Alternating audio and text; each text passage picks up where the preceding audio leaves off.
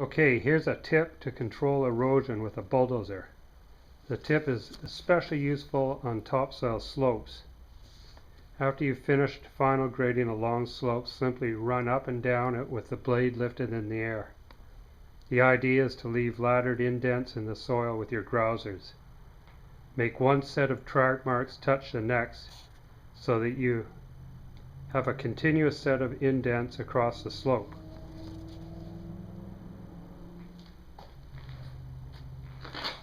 When it rains, the siltation gathers in each indent. This helps considerably in preventing washouts.